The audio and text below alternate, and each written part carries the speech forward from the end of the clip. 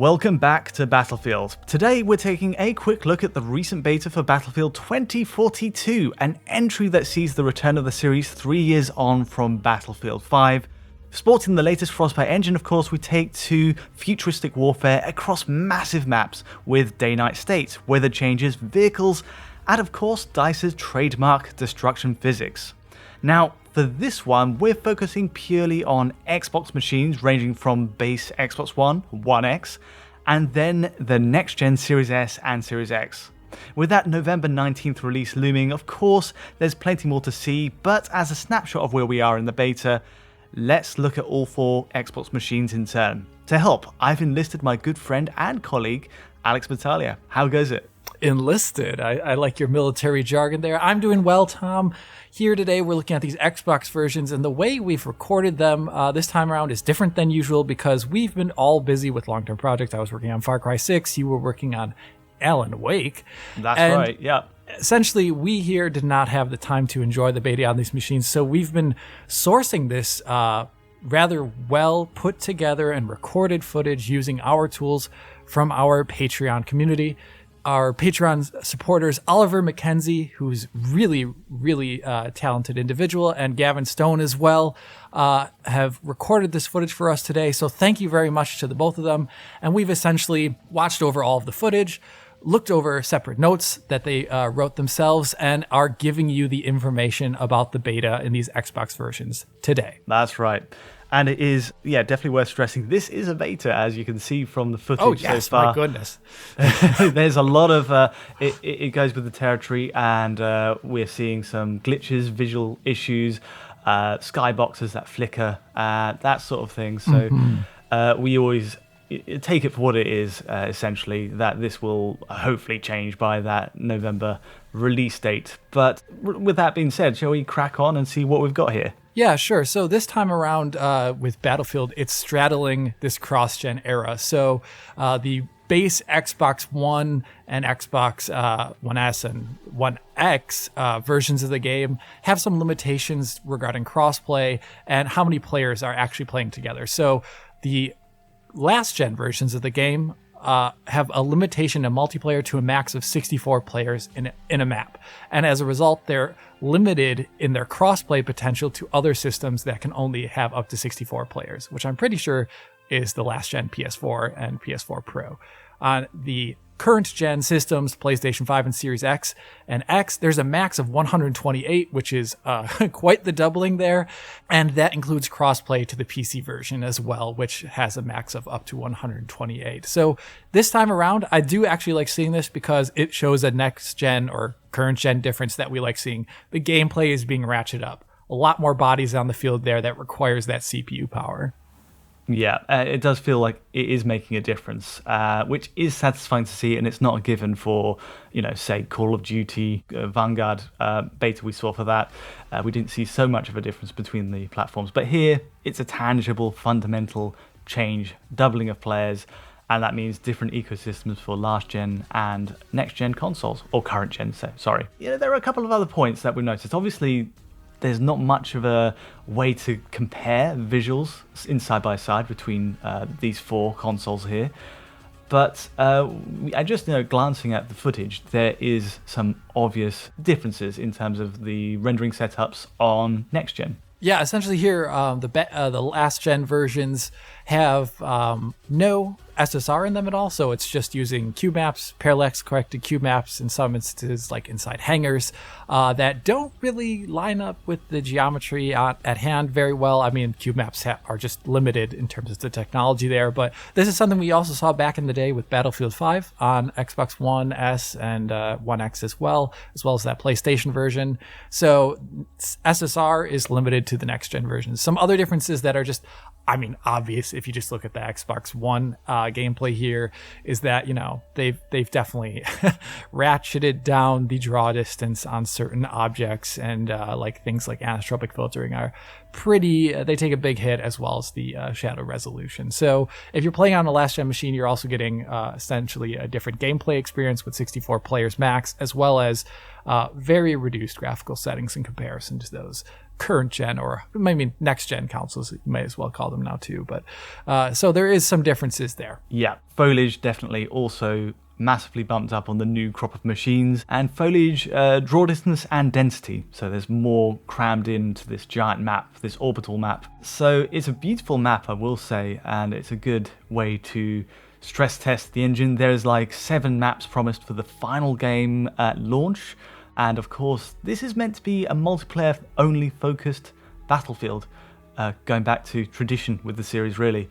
No traditional story-driven campaign in this one. So it's going to be an interesting release. But with that said, we can crack through the Xbox machines and see how each is running in turn, how that frame rate is looking, and how the resolutions are stacking up as well. Yeah, base console here, Xbox One. This one's interesting just watching the gameplay footage because it's we're at the end of the generation there, and it's like you said earlier, it's like almost watching like a Switch port. What did they do to get this running? How is it running? And here it's maxing out at 1920 by 1080, which looks to be being reconstructed up to, presumably with checkerboard rendering. The lowest count we've seen so far is 1440 by 810. But based on Battlefield 5 previously, that probably actually does go down to 1280 by 720 in the absolute worst moments. So essentially here, we're looking at an approximation of 1080p. Just watching the footage, I don't think it looks like 1080p rather often. No, I wouldn't have said so either. Yeah, I mean, it's better than obviously what we saw at Battlefield 4's launch, with 1280 by 720 being the only resolution, and it was being, like really brutally post-process sharpened up back then by the Xbox One scaler. So this is better. This is better than that for sure. Yeah, Frostbite engine's come an awfully long way. I guess the frame rate side of things, they're testing the machines more these days, and you can see it right away in the footage. This game doesn't lock at 60 like it once did. It is the beta. It's 50 to 60 FPS most of the time in the multiplayer here, with some drops into the low 40 FPS region as well. That's kind of where we're at with Xbox One, and not exactly where we want to be, but this was always going to be the most interesting one just because it's the most technically limited, and it's fascinating to see it work at all in some ways, given how far they've pushed this engine and where they're trying to take it visually. But with that said, Xbox One X next, and this one fares better. It's definitely a rung up on the ladder, technically speaking. We've got a frame rate that is still between 50 and 60 FPS, and it's just the case that we don't see as many drops into the 40s anymore. And yeah, we also, the resolution side is of course improved. This was pitched as a kind of intermediate 4K machine in its day. My max count is 3328 by 1872, so 1872p, with drops under that as well. I mean, potentially it could run to full 4K, but those are like the max pixel counts I've found. And if we consider Battlefield 5 as well, back in the day, that dropped to 1600p at its lowest.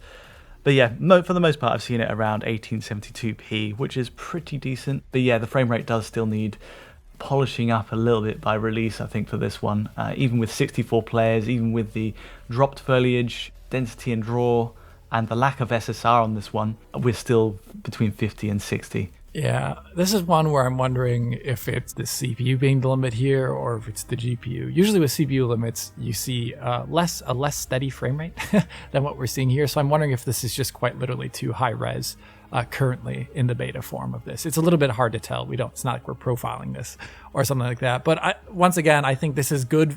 Xbox One X is way good for VRR here, but not everyone has a VRR display. That cannot be the only way the game becomes good to play.